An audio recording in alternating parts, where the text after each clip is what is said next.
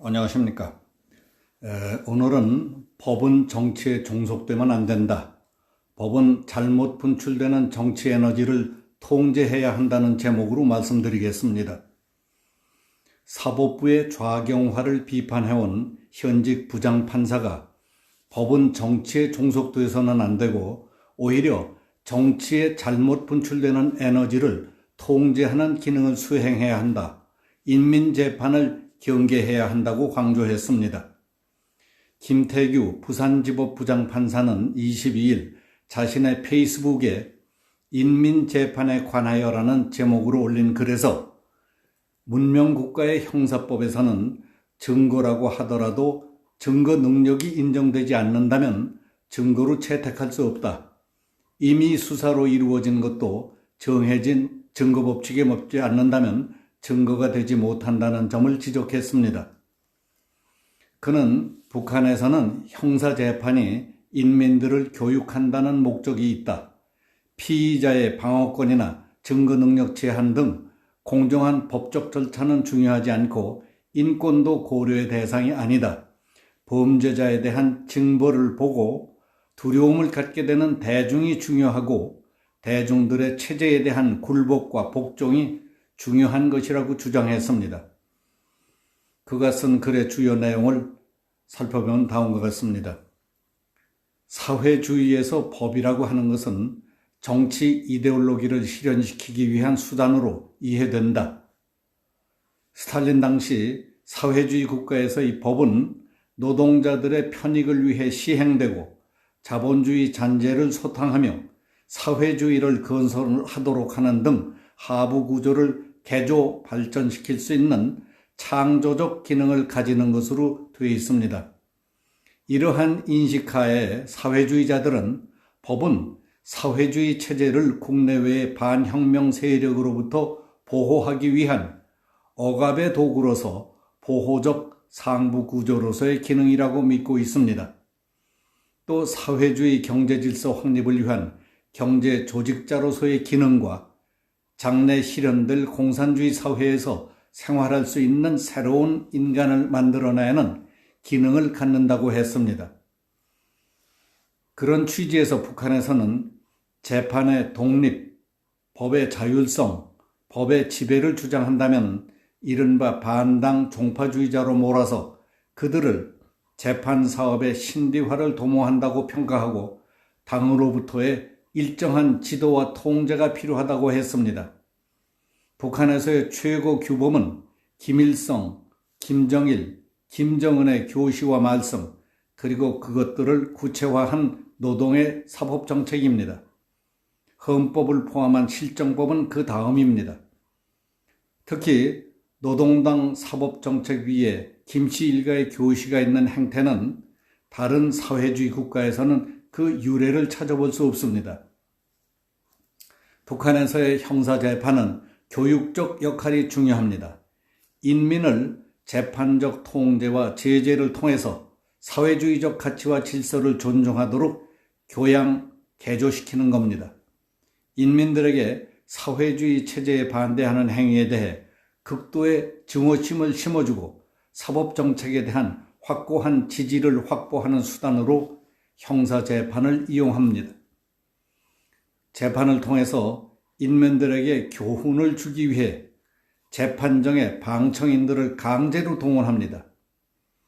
사회적으로 경각심이 필요한 사건은 큰 회의장에 인민들을 동원해 놓고 재판장이 판결의 취지를 설명한 다음 필요할 경우 그 자리에서 바로 사형을 집행하기도 합니다. 최근 보도에 따르면 총살을 시키는 형 집행장 맨 앞줄에는 초등학생들, 그 다음 줄에 중고등학생, 그 뒤에 성인들을 배치한다고 합니다. 그 목적은 재판과 형 집행을 통해 교훈적 기능을 충실히 한다는 것이라고 볼 수 있습니다. 이러한 재판의 정치적 목적을 달성하기 위해 증거 능력을 제한하는 규정이 없고 증거를 찾아내는 방법에도 특별한 제한이 없습니다. 증언 거부권도 원칙적으로 인정하지 않고 다른 사람으로부터 전해 들은 증거라도 증거로 사용될 수 있습니다. 형사재판에서 비슷한 사안에 대해 유추 해석을 하는 것도 허용하고 있습니다. 가벌성을 판단할 때에는 사회적 위험성이라는 추상적이고 포괄적인 개념을 사용합니다. 연좌형 제도도 도입하고 있고 백지형법도 허용되는 경우가 있습니다. 이상은 대강의 북한의 형사재판과 인민재판 모습입니다. 결국 법은 정치에 의해 종속되는 것이 당연하고 정치의 지도를 받아야 하는 것이기는 하지만 이러한 인민재판은 지금도 북한의 일반적인 사법 시스템으로 작동하고 있습니다. 우리 남한 지역에서도 6.25 사변을 겪으면서 이런 일들을 혹독하게 체험한 적이 있었습니다. 북한은 1951년 2월 군중 심판회의에 관한 규정을 내각 결정으로 채택했습니다. 이 규정에 따라서 체제 반대 세력을 대중 앞에서 폭로 규탄하고 전 인민의 투쟁을 강화하는 데 써먹었습니다. 즉 대중 앞에서 충성을 맹세시키다가 거부할 경우에는 무참하게 그 자리에서 목을 매달아 살해했습니다. 문명국가에서의 형법에서는 증거라고 하더라도 증거 능력이 인정되지 않는다면 증거로 채택할 수 없습니다. 임의 수사로 이루어진 것도 정해진 증거법칙에 맞지 않으면 증거가 되지 못합니다. 증거를 찾아내는 방법도 임의 수사나 영장에 의한 제한적인 강제 수사를 통해서만 할 수 있도록 하고 있습니다. 다른 사람에게서 전해 들은 것은 원칙적으로 증거로 사용하지 못하도록 하고 있습니다.